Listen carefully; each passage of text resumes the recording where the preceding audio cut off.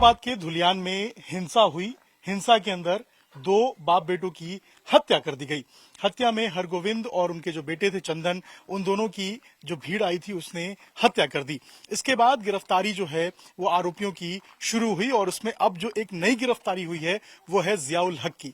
जियाउल हक एक one of the accused है और एक तरीके से इस पूरे हत्याकांड का एक मास्टरमाइंड में से एक है जो कि इस पूरे हत्याकांड में शामिल था। उस भीड़ को लीड करना, इसके अलावा जो जियाउल हक वहां पहुंचा और उसके बाद जो हरगोविंद और उनके बेटे चंदन हैं उनको बाहर निकालकर उनकी हत्या करना, इसमें वो भी इन्वॉल्व था और एक वन ऑफ द मेन जो कल्प्रिट है वो इस पूरे मामले में जियाउल हक है। जियाउल हक को पुलिस ने गिरफ्तार किया है। इस वक्त हम सूली ताला जो इलाका है इस पूरे मुर्शिदाबाद एरिया का, वहां मौजूद हैं और ये जो पूरा इलाका है ये धुलियान में आता है। धुलियान का ये सूली ताला है और यहां से ही जो जाफराबाद का इलाका है जहां पर वो रहते थे वो यहां से महज 20 से 25 कदम की दूरी पे है, यानी कि बहुत नजदीक है वो घर जहां पे वो रहते थे। और इस वक्त हम जियाउल हक के घर पे मौजूद हैं। ये जियाउल हक का घर है और आप देख सकते हैं घर बंद है, अंदर कोई भी अभी मौजूद नहीं है। पुलिस ने जियाउल हक को गिरफ्तार किया है। अंदर एक बार दिखाई तस्वीर, ये एक बार अगर आप घर देखेंगे तो आप समझ पाएंगे यहाँ पर जो कमरे हैं उनमें भी ताले लगे हुए हैं, अंदर कोई भी आपको नजर नहीं आएगा।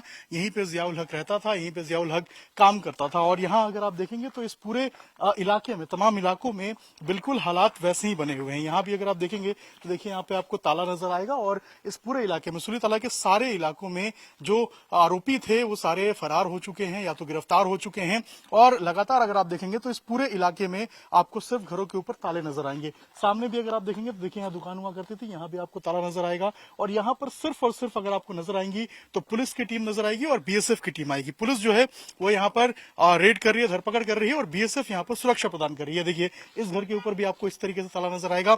जियाउल हक के घर पे ताला है।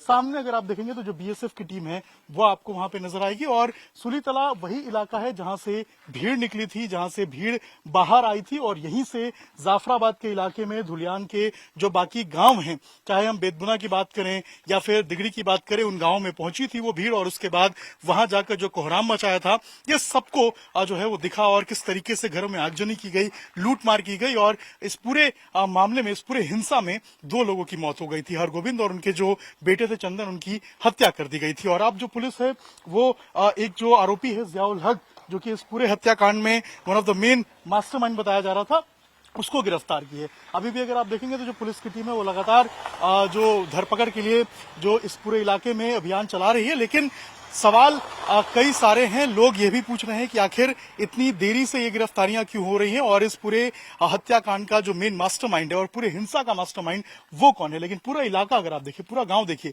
एक बार लॉन्ग शॉट करके दिखाइए पूरा गांव, ये पूरा गांव आपको सन्नाटा पसरा हुआ नजर आएगा। इसी गांव से जो मॉब थी वो निकली थी। और आप समझिए कि जो लोग कह रहे हैं कि जो भीड़ आई थी वो बाहरी थी, उनको ये बात समझना चाहिए कि इसी गांव के ठीक पास से, यानी कि जो जाफराबाद है, चाहे हम बेदबुना की बात करें या फिर दिगरी की बात करें, वहां से ये गांव जो है सूली ताला ये बहुत नजदीक है। लगभग 1-1.25 किलोमीटर के आसपास का पूरा रेडियस होगा। और जहां पर हत्या को अंजाम दिया गया था, यानी कि जाफराबाद का वो इलाका, वो घर, वो यहां से महज 25 से 30 कदम की दूरी पे, यानी कि जो रास्ता आपको दिख रहा है ये रास्ते के कोने पे ही वो घर है जहां पर हरगोविंद और उनके जो बेटे हैं चंदन, वो रहते थे अपने परिवार के साथ और उनको निकालकर बाहर जो है उनकी हत्या कर दी गई थी। अब जियाउल हक को गिरफ्तार किया है, ये उसका मकान है और इसी तरीके से तमाम जो आरोपी हैं या फिर जो भागे हुए लोग हैं उनके घरों पे अभी ताला लगा हुआ है। और अब लोग यही इंतजार कर रहे हैं कि इस पूरे हिंसा का जो मास्टरमाइंड है वो कौन है, उसकी तस्वीर साफ होनी चाहिए और उसके बाद प्रशासन जो है उसको उजागर करे ताकि लोग शांति से इस पूरे इलाके में, धुलियान में, मुर्शिदाबाद में रह सके। मुर्शिदाबाद में हिंसा हुई थी। हिंसा को 1 सप्ताह से ज्यादा का वक्त बीत चुका है, लगभग आज 10वां दिन है और अब जो राजनेता हैं वो लगातार हिंसा प्रभावित क्षेत्र का दौरा कर रहे हैं।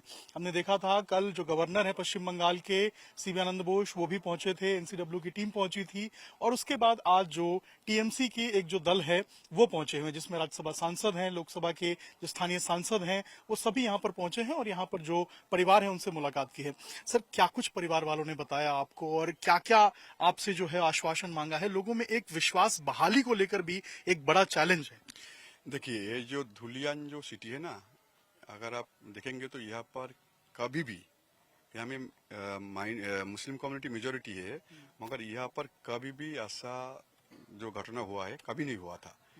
ये बोलिए अनएक्सपेक्टेड है। सब यहाँ में हिंदू बोलिए मुस्लिम बोलिए सबका पास अनएक्सपेक्टेड है। जो धुलियान में कैसा हुआ, जब बाबरी मस्जिद का इशू आया था, जब इंडिया में बहुत सारा प्लेस में कम्युनल टेंशन चल रहा था, एनआरसी में हो रहा था, तब भी यहाँ पर कुछ नहीं हुआ था। ये कैसे हुआ, ये सब लोग मतलब सोच रहे कैसे, मतलब धुलियान में ऐसा कभी नहीं हुआ था। धुलियान का एक कम्युनल हारमोनी का एक इतिहास है यहाँ पर। तो जो हो गया ये बहुत दुखित घटना है। हम लोगों ने बार बार अपील किया हूँ, यहाँ में जो भी इंसिडेंट के साथ रिलेटेड है उसको इमीडिएटली जो आइन मुताबिक जो जितना भी कठोरतम जो शास्ति होता है वो देना चाहिए। और उसका परिवार के पास हम लोगों ने गया था, कोई लीडर की तरफ से नहीं, ये मेरे छोटा भाई, मेरे यहाँ का जो बासिंदा, सब कॉन्फिडेंस बिल्डिंग करने के लिए गया था। यहाँ में जो प्रीवियस जो सिचुएशन था धुलियान का, जो कम्युनल का जो हारमोनी था, वो लौटाने की कोशिश कर रहे हो हम लोग। और यहाँ में गवर्नमेंट से तरफ से ऑलरेडी जो मतलब मुख्यमंत्री ने बोल दिया है 10 लाख उन लोगों को पास घर में जो जॉब वगैरह सबको ऑफर कर दिया है, वो हो जाएगा ठीक। मगर अभी हम लोग जो कोशिश कर रहा हूँ, जो प्रीवियस जो धुलियान था कम्युनल हारमोनी, वो कॉन्फिडेंस बिल्डिंग के लिए यहाँ में गांव-गांव में बात कर रहा हूँ बहुत कम्युनिटी के साथ, जो हम लोगों को एक साथ मिल के प्रीवियस जैसा था ऐसे रहना चाहिए। यहाँ में राजनीति नहीं करना चाहिए। अच्छा, एक बड़ा चैलेंज एक तरीके से हम कहें तो लोगों को वापस लाना भी है, क्योंकि अभी हम गांवों में देख रहे हैं ताले लगे हुए हैं, लोग पलायन कर चुके हैं। उन लोगों को वापस स्थापित करना और लोगों में विश्वास बहाली करना, ये एक बड़ा चैलेंज भी रहने वाला है। देखिए अभी भी मैं मालदा में जो वैष्णव नगर में जो है वहाँ से अभी आज भी 50 लोग आ रहा है। लोग समझ रहा है यहाँ में कुछ लोग राजनीति करने की कोशिश कर रहा है। हम लोग को राजनीति के चक्कर में नहीं रहना चाहिए, हम लोग को एक साथ मिलकर रहना चाहिए। इसलिए लोग आ रहा है, 1-2 दिन में सब लोग आ जाएगा वापस। ऑलरेडी आज वैष्णव नगर जो कैंप है वहाँ से 50 लोग आ रहा है। एक बड़ा सवाल लोग यही पूछ रहे हैं कि इतनी शांति थी धुलियान के अंदर, कभी धुलियान में ऐसा हुआ नहीं, तो आखिर इसके पीछे का मास्टरमाइंड कौन है? क्योंकि 10 दिन बीत चुके हैं, पुलिस एसआईटी बना दी है, इन्वेस्टिगेशन कर रही है, लेकिन अभी तक कोई एक बड़ा ऐसा नाम निकल के सामने नहीं आया है जो ये पता चल पाए कि इसके पीछे साजिश किसकी थी, किस तरीके से इसको प्लान किया गया था। हम लोगों ने भी एडमिनिस्ट्रेशन से को अपील किया हूँ, इसका पीछे कौन है जल्दी जल्दी निकलिए। वो लोग काम कर रहे हैं। यहाँ में बहुत सारा गवर्नमेंट का जो पुलिस का जो टॉप लेवल जो ऑफिसर है वो यहाँ पर है, वो इन्वेस्टिगेशन कर रहा है। शायद वो कुछ दिन में निकल जाएगा वो मास्टरमाइंड कौन है। तो लोग में ये भी कह रहे हैं कि हमें बीएसएफ के परमानेंट कैंप चाहिए, जो लोकल पुलिस है उस पर उतना विश्वास नहीं रहा है। क्या लगता है आपको उस दिन की सिनेरियो अगर हम समझे, क्या हुआ था और लोगों में इतनी अविश्वास क्यों आ गई है अब अचानक से? देखिए जो कैंप का डिमांड कर रहे हैं उन लोगों का डिमांड है, वो एडमिनिस्ट्रेशन देखेगा, ठीक है।